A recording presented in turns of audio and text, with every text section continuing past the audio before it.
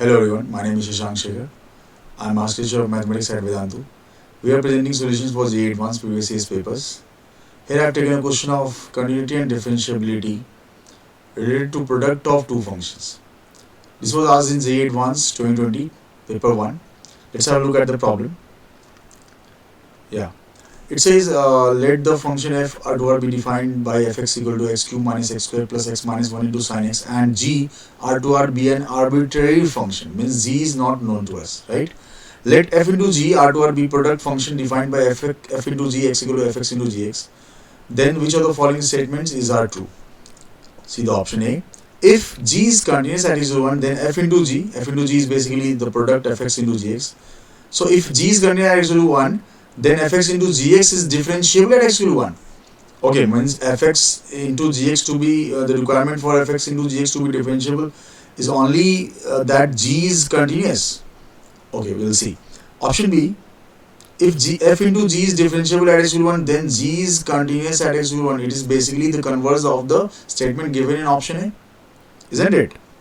Option C. If g is differentiable at x equal to 1, then f into g is differentiable at x equal to 1. Option D. If f into g is differentiable at x equal to 1, then g is differentiable at x equal to 1. Option D is converse of the statement given in option C. Alright? So if you see the function fx is well known function and is actually the combination of elementary functions. The entire discussion is revolving around the same point x equal to 1, and at x equal to 1 you can see that f1 is 0, 1 minus 1 0, okay, 0 plus 0. So f1 is 0, f is continuous also, f is definitely we can easily track that, f is differentiable also. Every part is differentiable. So here we can see in order to check the differentiability of the product fx into gx, f is known to be differentiable here in this case. The only requirement is to know about the function gx. What kind of function gx is? Is it true that if g is continuous, f into g is differentiable? Yeah, from the theory part, verbally you can say option C would be correct. What do you say? I mean, it is generally taught in the class that it is a well-known theorem, in fact, that if the two functions fx and gx are differentiable at x equal to a, then their product is also differentiable. Product of two differentiable functions is also differentiable. Alright? In fact, option A would also be correct. I'll show you.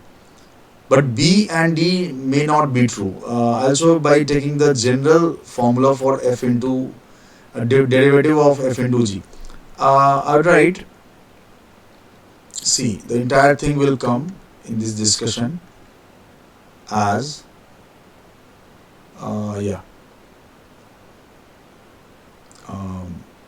okay. See, I can write f into g dash derivative by the first principle at x equal to a. I am proving that what I have stated there, f a into g, and that can easily be observed.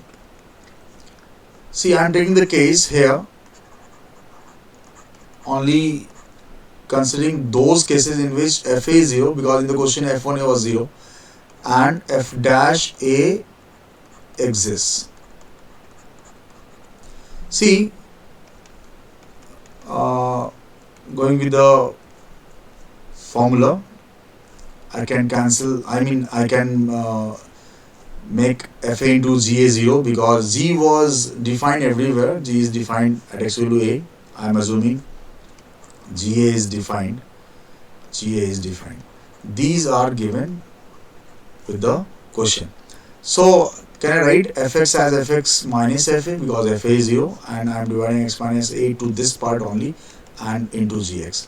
Now can I write this first part as f dash a when x is into a, this is the formula for f dash a, and this second part as limit of gx x tending to a.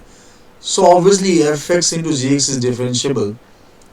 Given that f is differentiable, okay, the only requirement is that our function, unknown function gx, must be such that the limit of gx at x equal to a exists. So if limit of gx exists, our function fx into gx product function is going to be differentiable. So obviously, coming to the option A must be correct, because if g is continuous, limit would exist. Continuity confirms the existence of limit. So if g is continuous, that limit exists, f into g is differentiable. Option C is also correct. If g is differentiable, obviously it is continuous and that limit exists and function f into g is differentiable. Option B or D may not be correct, because the only requirement was existence of limit. The requirement was not the continuity of gx. Even if g is not continuous, f into g may be differentiable. The only requirement is existence of limit of gx. Okay, let's take an example. I'll show this using an example.